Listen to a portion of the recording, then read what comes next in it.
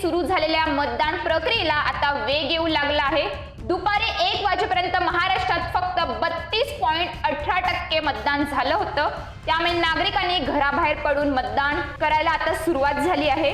लोकशाहीच्या बळकटीकरणाकरिता मतदान करणं आवश्यक असून मतदानासाठी अनेक कार्यालयांमध्ये सुट्टी तर काही कार्यालयांमध्ये काही वेळेची सवलत देण्यात आली आहे।